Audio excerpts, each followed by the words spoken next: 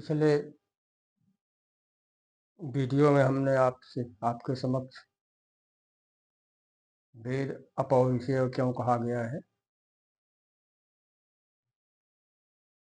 इसकी व्याख्या हमने की। उसी से संबंधित आज आगे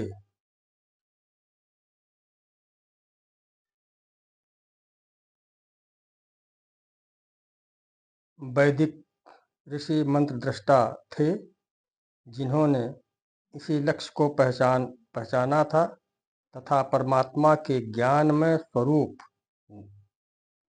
का दर्शन किया था, जिसके उपरांत ही उन्होंने गणाधिराज गणपति को ज्ञान का स्वामी घोषित करते हुए प्रार्थना की थी।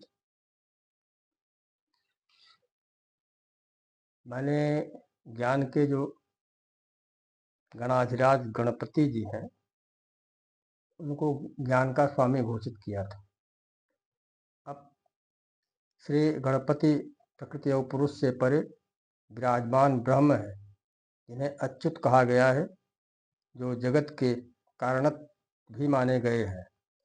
उपनिषद में तमेव सर्वम खलविदम ब्रह्माश, ब्रह्म को वाच्यवाचक भेद से ज्ञेय और उपास्य दो प्रकार के वाचक बताए हैं।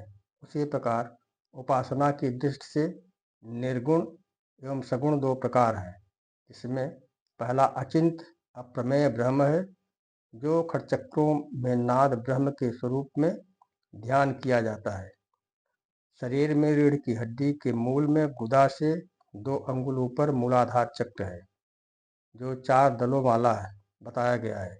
इसमें संपूर्ण जीवन की शक्ति अव्यक्त रूप में रहती है। चक्र के मध्य में चतुष्कोण आधार पीठ है, जिस पर श्री गणेश विराजते हैं। उनका स्थान बताया गया है, जो गणपत्य अथर्व शीर्ष में इसका उल्लेख है। तम मूलाधार स्थितो असि नित्यम तम शक्ति त्रयात्मक।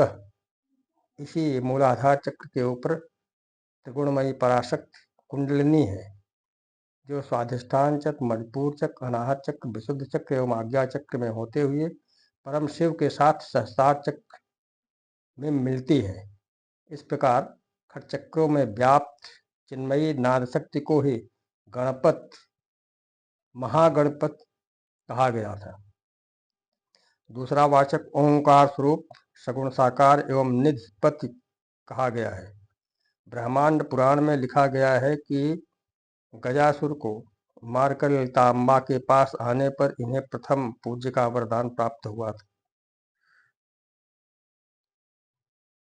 समर्पा विद्या में मंत्रागम की उपलब्धता होती है। ओम पूर्णमतः पूर्णमदः पूर्णमिदं पूर्णत पूर्णमुदच्यते पूर्णस्य पूर्णमादाय पूर्णमेवावशिष्यते।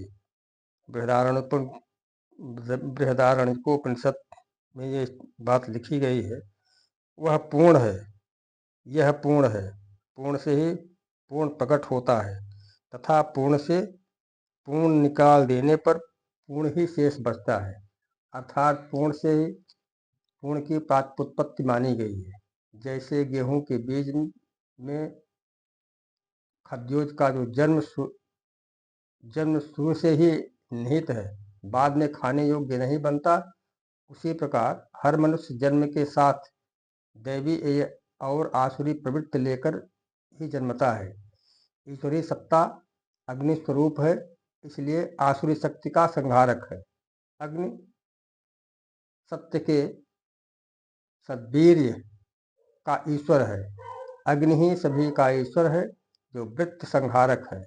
वैदिक ऋषि की पूर्ण ब्रह्म की पूर्ण संतान है, जो आदि दृष्टा है, किंतु उसके प्रकाशक नहीं बने, केवल ज्ञान का दृष्टा ही माना है, जिससे ऋषियों की पूर्णता सिद्ध होती है।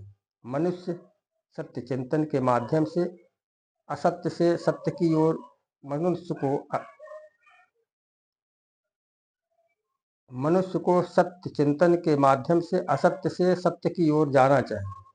यही वैदिक ज्ञान योग है, तथा अंधकार से प्रकाश की ओर जाए उसे वैदिक कर्म योग कहा गया है, तथा मनुष्य मृत्यु से जीवन की ओर बढ़े इसी को भक्ति योग कहा गया है। ज्ञानवान एक ही सत्य को विभिन्न नामों से कहते आए हैं।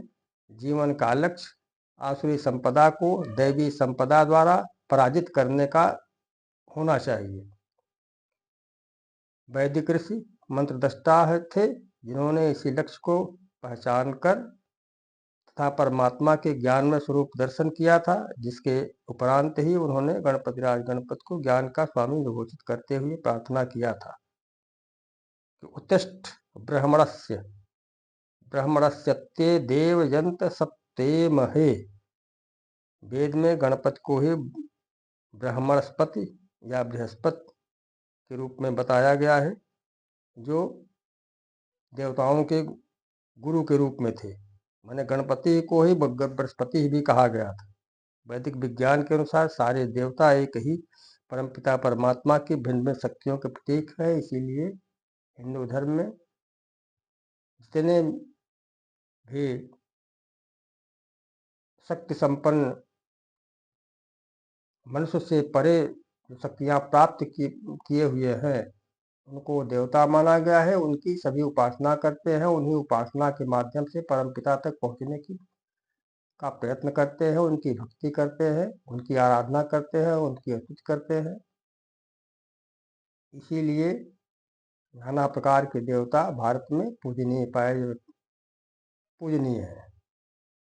माने हर शक्ति के अधिष्ठान को देवता कहा गया है, जिसकी पूजा इसीलिए की जाती है। और तो हिंदू धर्म में तो सभी में ईश्वर का अंश व्याप्त मानते हैं, इसलिए सबका सम्मान, सबकी पूजा, सबकी प्रतिष्ठा किया जाता है, सनातन से किया जाता रहा है और किया जाता रहेगा। ये हमारे बुद्धि में विद्यमान रहती है, जिसको हम कहते हैं हमारी जीन्स में, हिंदू धर्म की जीन्स में ये बातें हैं। आज की बात इतना ही, आगे कल। धन्यवाद। जय श्री राम।